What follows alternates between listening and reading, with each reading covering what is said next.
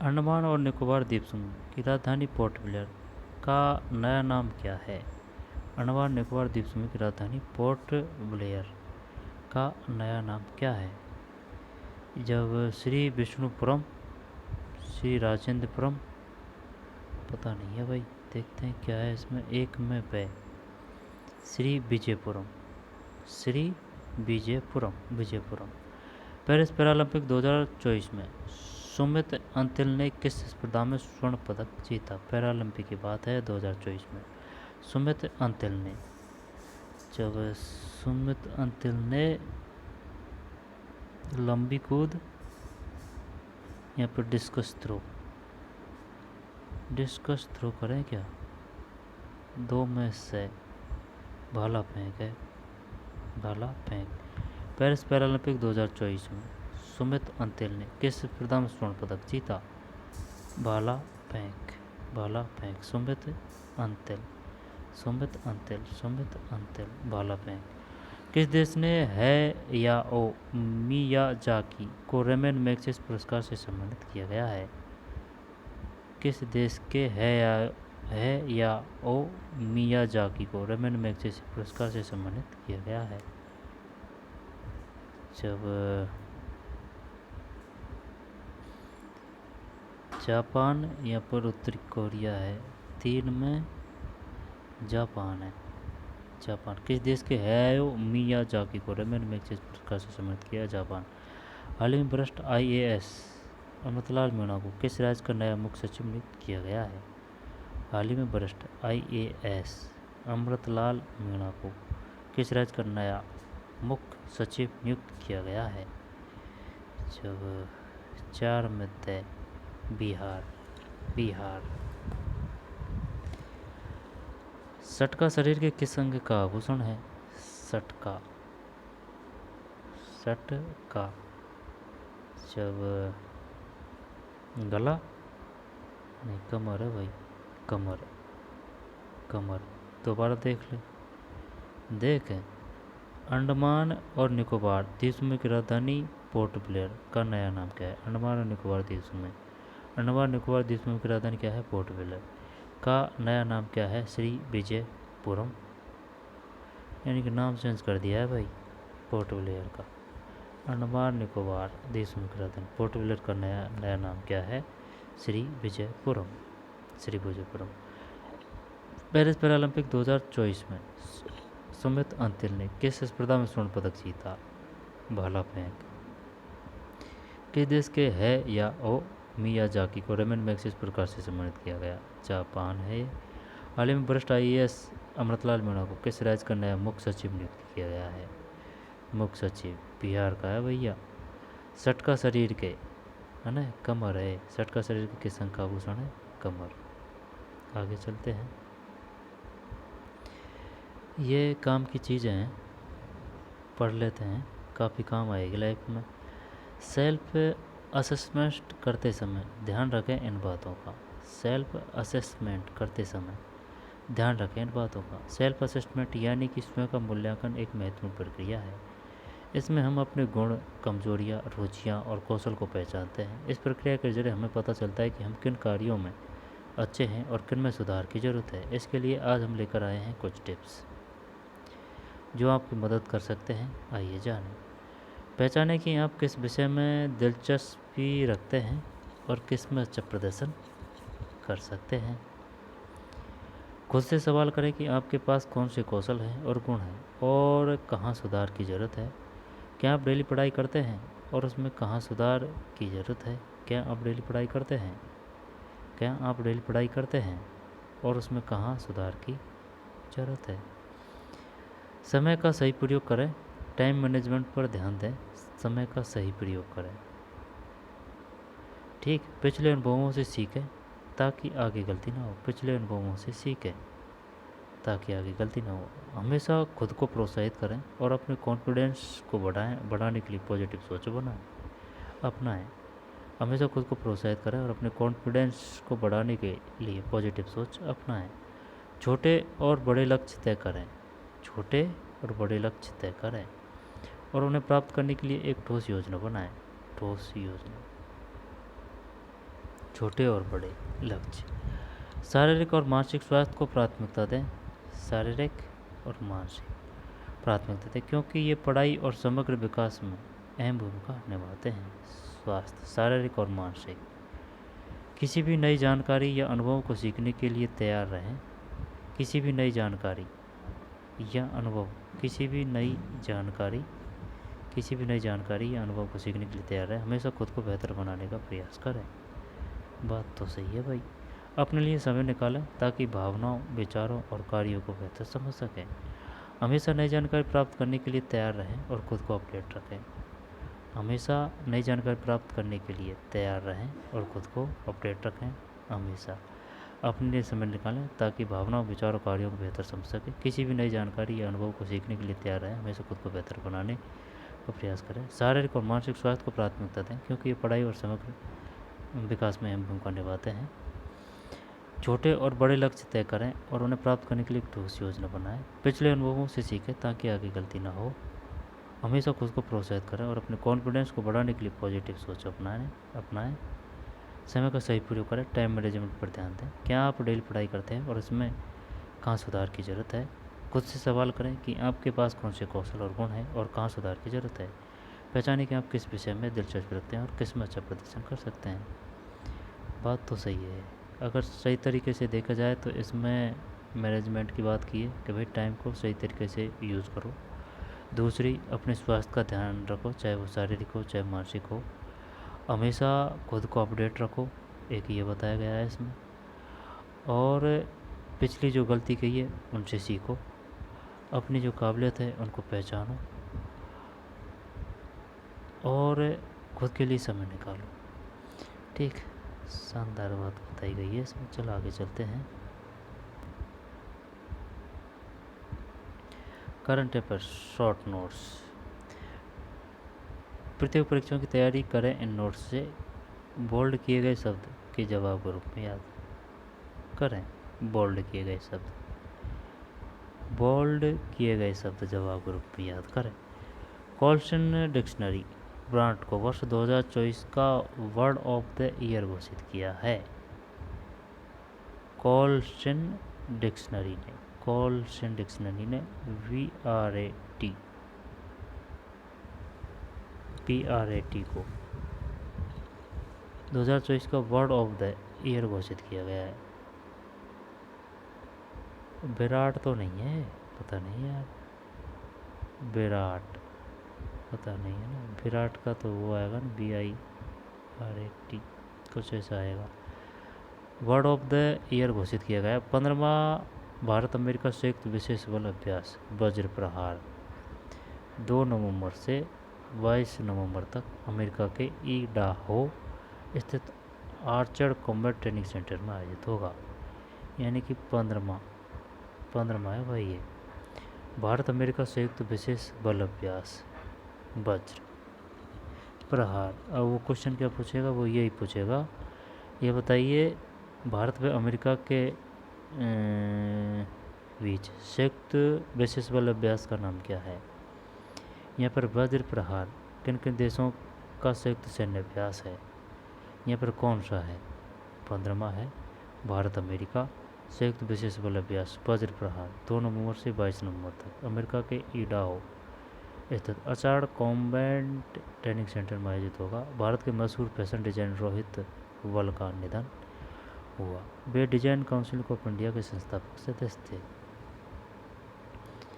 25 लाख से अधिक दिए जलाकर अयोध्या में दीपोत्सव का गिनीज रिकॉर्ड बनाया गया। 25 लाख से अधिक दिए जलाकर। पीएम की आर्थिक सलाहकार परिषद के अध्यक्ष विवेक देवरा का निधन हो गया। पीएम की आर्थिक सलाहकार परिषद के अध्यक्ष विवेक देवरा का निधन हो गया। ड्यूमा वोका बोत्सवाना के नए राष्ट्रपति चुने गए हैं। किसके, बोत्सवाना के। कौन, ड्यूमा वोको बोत्सवाना के। बताइए बोत्सवाना के नए राष्ट्रपति का नाम क्या है। ड्यूमा वोको। केंद्रीय जल आयोग की रिपोर्ट के अनुसार हिमालयी क्षेत्र में ग्लेशियर यानी बर्फीली झीलों और अन्य जल निकायों के क्षेत्रफल में 2011 से 2014 2024 के बीच 10.81% की बढ़ोतरी हुई है। केंद्रीय जल आयोग की रिपोर्ट के अनुसार हिमालयी क्षेत्र में ग्लेशियरियन बर्फीली झीलों और अन्य जल निकायों के क्षेत्रफल में 2011 से 2024 के बीच 10.81। अंतर्राष्ट्रीय श्रम संगठन की 352वीं कार्यकारी समिति बैठक का आयोजन जिनेवा में किया गया।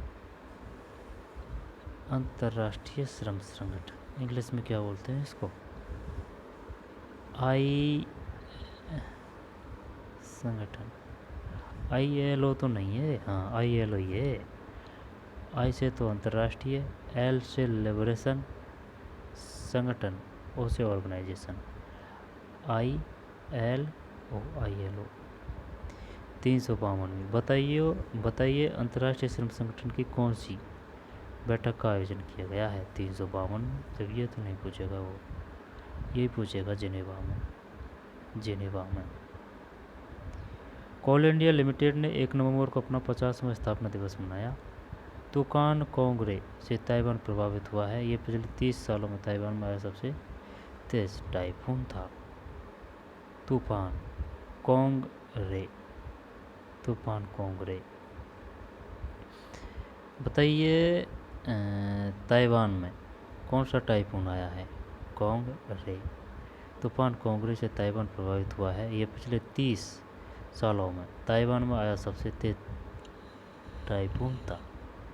ताइवान में कोंगरे टाइफून। कोंगरे क्या है? ये तूफान है ना, नाम है ये तूफान का, टाइफून। ठीक भाई, 1 नवंबर जब ये आ सकता है, जिनेवा में हुआ है अंतर्राष्ट्रीय श्रम संगठन 10.81। और ड्यूमा वोको बोत्सवाना के, फिर 15वां भारत अमेरिका संयुक्त सैन्य बल अभ्यास वज्र, भारत अमेरिका में 15वां 2 नवंबर से 22 नवंबर यानी कि 20 दिन। और ये कॉल्सन डिक्शनरी ने VRAT को ना। ठीक, आगे चलते हैं। हाल ही में भारतीय नौसेना ने किस देश के साथ वरुण अभ्यास का आयोजन किया है? हाल ही में भारतीय नौसेना ने किस देश के साथ वरुण अभ्यास, हाल ही में भारतीय नौसेना ने किस देश के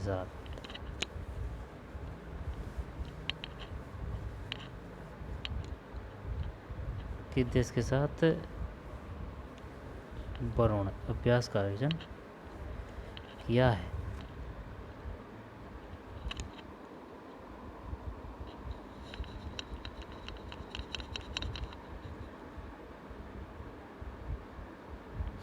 नहीं है भाई पता। पेरिस पैरालंपिक गेम 2024 में भारत का पहला मेडल किस खिलाड़ी ने दिलाया? पैरालंपिक की बात कर रहा है। जब पैरा है, अपनी लेकरा कर देते हैं क्या इसमें? जब गोल्ड की नहीं पूछ रहा है तो पहली की बात कर रहा है, सबसे पहले पैरालंपिक में। पता नहीं है यार, तो मैं वह अपनी लेकरा। ठीक, अपनी लेकरा। हाल ही पहले संयुक्त कमांडर सम्मेलन की अध्यक्षता किसने की? हाल ही पहले संयुक्त कमांडर सम्मेलन की अध्यक्षता किसने की?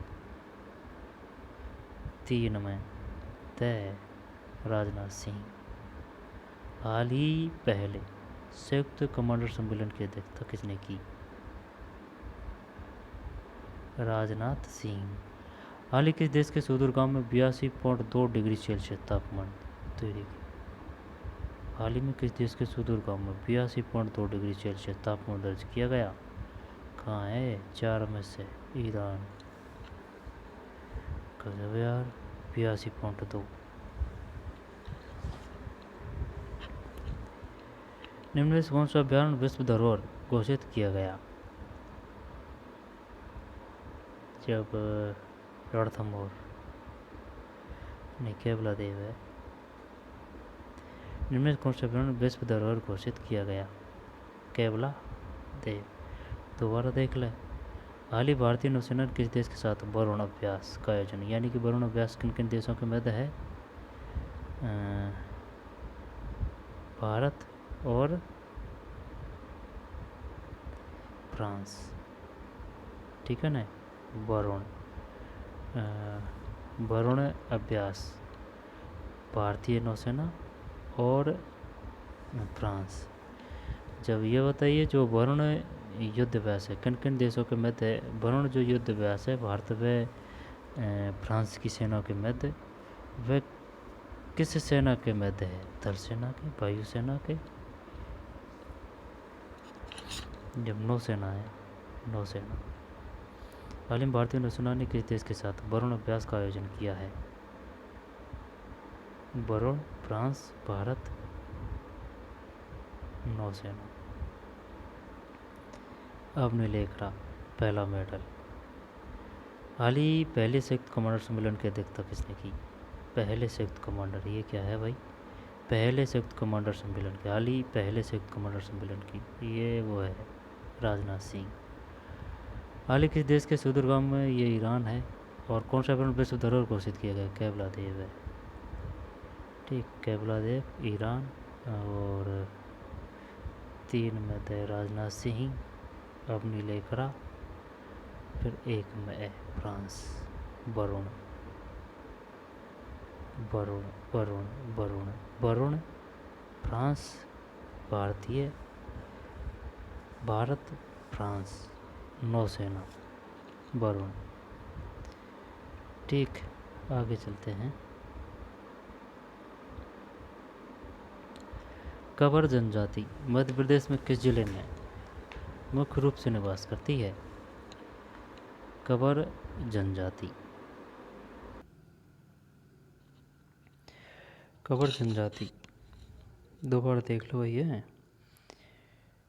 कंवर जनजाति मध्य प्रदेश के किस जिले में मुख्य रूप से निवास करती है? कंवर जनजाति, ये बताइए कंवर जनजाति कहाँ पाई जाती है मध्य प्रदेश में, किस जिले में मुख्य रूप से निवास करती है? नहीं है पता। जब एक में ए है शहडोल। कंवर जनजाति मध्य प्रदेश के किस जिले में मुख्य रूप से निवास करती है? शहडोल। हिंदू पौराणिक कथा के अनुसार समुद्र मंथन हेतु किस सर्प ने रस्सी के रूप में स्वयं को प्रस्तुत किया? जब शेषनाग है, शेषनाग तो नहीं, गलत है यार, 2 में बासुकी, बासुकी। हिंदू पौराणिक कथा के अनुसार समुद्र मंथन हेतु किस सर्प ने रस्सी के रूप में स्वयं को प्रस्तुत किया? वासुकी। अर्घट क्या था? यह है पानी के ऊपर उठाने का एक उपकरण, एक प्रकार का वस्त्र, सिंचाई में प्रयुक्त नहर, कुलों को ध्वस्त करने में प्रयुक्त एक मशीन। नहीं, से है 3 में से सही है। अन्य पानी को ऊपर उठाने का एक उपकरण। फिर अर्घट वो होता है कुआं पे, है ना, जो कुआं होता है ना, उसमें बाल्टियों का वो एक वो बनी होती है चैन, वो उसमें पानी भरा रहता है और वो इस प्रकार से घूमता है और वो पानी निकलता रहता है और बह के डोड़ वगैरह में खेत में जाता है, वो है अगरट। उसको चलाते हैं बैल के माध्यम से, उससे ही संबंधित है पानी को ऊपर उठाने का उपकरण। वनस्पति विज्ञान के जनक कौन है? 4 में है थियोप्रेस्टस, थियोप्रेस्टस। महाराष्ट्र में निर्मित कौन सी एक फसल श्वेत स्वर्ण के नाम से जानी जाती है? जब कपास ही होगी, ये क्वेश्चन सही नहीं बनाया भाई। श्वेत ऑप्शन सही नहीं दिया। श्वेत, श्वेत का मतलब कपास। अब मक्का और गेहूँ ये क्या सफ़ेद थोड़ी होते हैं। महाराष्ट्र में निर्मित कौन सी एक फसल श्वेत स्वर्ण के नाम से जानी जाती है? कपास। वनस्पति विज्ञान के जनक कौन है?